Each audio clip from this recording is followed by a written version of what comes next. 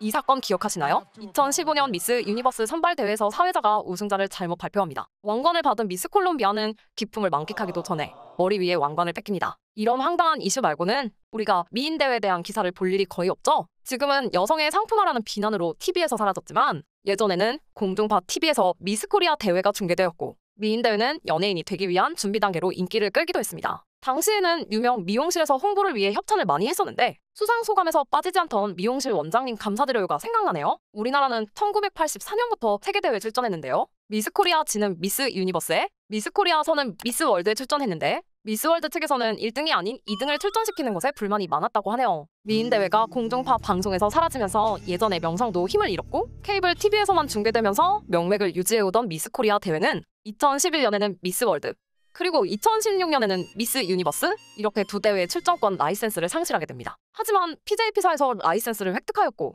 처음엔 미스 월드 코리아와 미스 유니버스 코리아 선발 대회를 따로 열었으나 2018년부터 두 대회를 통합하고 거기에 미스 소프라내셔널 코리아 대표까지 선발하는 대회로 열리고 있습니다. 미스 유니버스, 미스 월드, 미스 인터내셔널 그리고 미스 어스 이렇게 4개를 세계 4대 미인 대회라고 부르는데 저희 같은 보통 사람들은 미스 유니버스나 미스 월드 정도만 알지 나머지 대회는 그냥 미인 대회인가 보다 하죠. 미스 인터내셔널은 일본이 주최하고 미스 어스는 필리핀에서 주관하는데 서로 3위의 인지도를 두고 경쟁한다고 합니다. 미스 인터내셔널은 일본 회사가 주최하다 보니 미의 기준이 비슷해서 저희 나라도 다른 대회보다는 좋은 성적을 거두고 있는데요. 한국의 최고 성적은 배우 권상우님의 아내로 더 유명한 손태용님이 2000년에 2위를 기록했었고요. 2009년 서미님도 2위에 입상하셨습니다. 배우 염정아님도 1992년 대회에서 3위, 2006년 장윤서님도 3위에 입상한 이력이 있습니다. 그리고 2019년 대회는 일본 상품 불매운동의 일환으로 저희 나라는 불참했습니다. 미스 인터내셔널과 비슷한 이름의 미스 인터내셔널 퀸도 있는데 태국 파타야에서 개최되는 트랜스젠더 미인 대회로 한국분이 우승한 적도 있다고 하네요. 미스 어스는 지구라는 이름답게 환경보호 쪽을 강조하고 수상자도 미스 어스, 파이어, 워터, 에어라고 부른다고 합니다. 필리핀 회사 주관이어서 필리핀 후보가 노골적으로 편애받는다는 평도 있고 뇌물이 오고 간다는 구설수에 시달린다고 하네요. 미스 유니버스는 1952년 미국 캘리포니아에서 시작되었고 사업가였던 트럼프 전 대통령은 1996년 미스 유니버스를 인수했고 2014년까지 회장을 역임했습니다. 당시 수상자 선정은 조금 특이했는데요. 예선에서 1위부터 9위까지는 원래대로 평가해서 선정하였고 나머지 6명은 도널드 픽이라고 하여 도널드 트럼프가 직접 선정했습니다. 사업가로서 당연히 어떻게 하면 더 많은 이슈를 만들어서 더 많은 돈을 벌 수 있을까? 하는 상업적인 고민이 우선시되었을 텐데 점수가 조금 낮아도 인종이나 대륙별 배분으로 비록 서구식 취향과는 거리가 있지만 각 나라별로 고유의 미를 내세운 후보가 선발되기도 한다는 장점도 있습니다. 하지만 결국 자기 마음대로 한다는 데에는 변함이 없네요. 트럼프는 2015년 6월 멕시코 이민자들에 대한 정치적인 발언으로 파문을 일으켰는데 문제가 커지자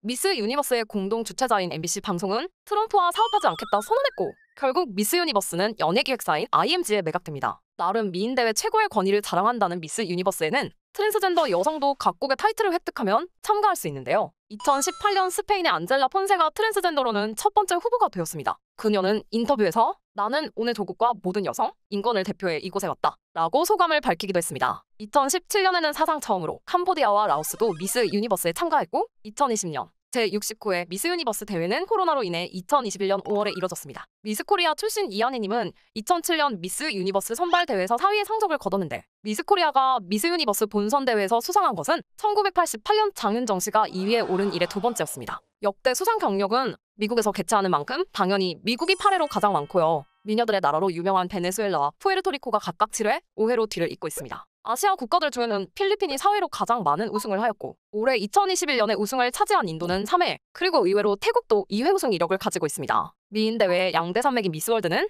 영국의 미스 월드 조직위원회가 주관하는 국제미인 대회로 1951년에 시작되었습니다. 참가비가 3만 달러로 미스 유니버스의 10만 달러보다 낮아서인지 참가국은 대략 120개국 정도로 90개국 정도인 미스 유니버스보다 많습니다. 2000년대부터 중국이 미스 월드에 후원을 많이 하기 시작하면서 중국 후보에 대해 편파적이라는 주장도 있는데 그래서인지 2007년, 2012년도에는 중국이 왕관을 차지하기도 했습니다. 우리나라는 1988년 대회에서 최현희 님이 2위에 입상한 것이 최고의 성적이었습니다. 그동안 왕관을 차지한 나라들을 살펴보면 어김없이 미녀들의 나라 베네수엘라가 가장 많은 우승을 차지했고 주최자가 영국이기 때문인지 커먼웰스라고 불리는 영국 연방 출신의 국가들이 좋은 성적을 거두고 있습니다. 인도는 베네수엘라와 같이 6번으로 가장 많은 미스 월드를 배출했고 미스 유니버스에서는 우승 경험이 없는 자메이카도 여기서는 4번이나 우승을 차지했습니다. 아시아에서는 앞서 말씀드렸던 중국이 2회, 그리고 필리핀이 1번 미스 월드의 영광을 차지했습니다. 아시아에서는 단연 필리핀이 미인 대회에서 두각을 나타내고 있는데요. 우리는 거의 관심이 없지만 필리핀에서는 미인 대회, 특히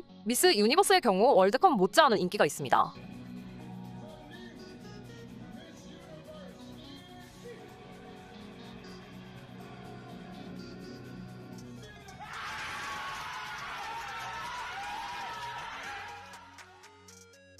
미스 필리핀을 뽑는 국내 대회부터 생방송으로 중계해주고 시청률도 높을 뿐만 아니라 페이스북을 통해 경기 결과가 실시간으로 전달됩니다. 필리핀이 미인 대회에서 두각을 나타내는 이유는 대항의 시대를 이끌었던 스페인의 오랜 지배 때문인데요. 다른 문화 및 민족에 대해 개방적인 성향을 갖고 있어서 다른 민족과의 혼인에 거부감이 없습니다. 오히려 권장하는 편이죠. 당연히 대부분의 미녀 수상자들도 혼혈인 경우가 많습니다. 2015년 미스 유니버스인 피아 알론소 워츠바흐는 독일인 아버지와 필리핀 어머니 사이에서 태어난 혼혈이고 2018년 미스 유니버스인 카트리오나 그레이 아버지는 호주인, 그리고 2013년 미스 월드인 메건 영의 아버지는 미국인입니다. 세계 대회에서 수상은 못했지만 2020년 미스 필리핀인 나비아 마테오의 아버지는 인도인입니다. 물론 오랜 식민지 역사로 인해 부모님은 필리핀이지만 이국적인 외모인 경우도 있죠. 혼혈의 사전적인 의미는 다른 인종 그리고 다른 민족의 부모로부터 자녀가 태어나 혈통이 섞이는 것을 의미합니다. 혼혈은 결국 이민자, 다문화주의로 이어질 수밖에 없는데 단일 민족을 강조하는 우리나라나 중국, 일본의 경우 거부감이 큰 것이 사실이죠.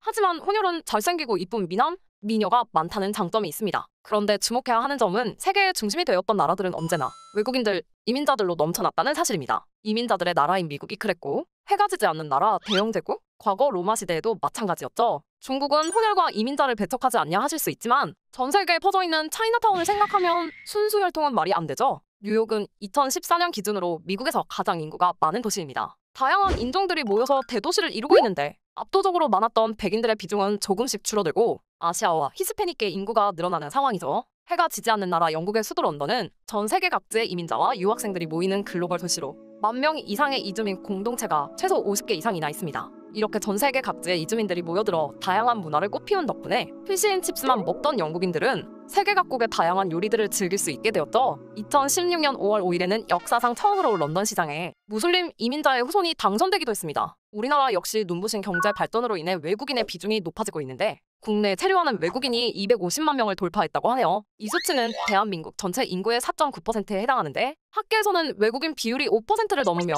다문화 사회로 분류한다고 합니다. 이제 곧 우리나라도 다문화 사회에 진입하게 되는 것이죠. 하지만 TV 방송에서 한국말이 유창한 외국인들의 등장이 낯설지 않은 것만으로도 이미 다문화 사회라고 할 수 있죠. 국제결혼 그리고 이민자가 늘어나고 한국에 사는 외국인이 많아져서 다민족 사회로 간다고 해서 변하는 것은 없습니다. 거의 모든 국민이 영어 공부를 하지만 우리가 미국인처럼 되지 않듯이 말이죠. 우리만의 고유한 문화가 있으니까요. 우리나라가 발전하고 국제적인 도시가 될수록 더 많은 나라의 다양한 사람들이 우리나라로 몰려오겠죠. 국제결혼, 다문화 가정, 외국인 노동자들. 이제는 그들과 함께 해야 한다는 현실을 받아들여야 할 때라고 생각합니다. 마지막으로 외국인들, 특히 하얀 피부의 외국인과 어두운 피부색의 외국인들을 대할 때 조금 다르죠. 저 역시 그러니까요. 이제는 저희도 선진국 국민인 만큼 조금 더 관대한 나라가 되었으면 좋겠습니다. 지금까지 시청해주셔서 감사합니다.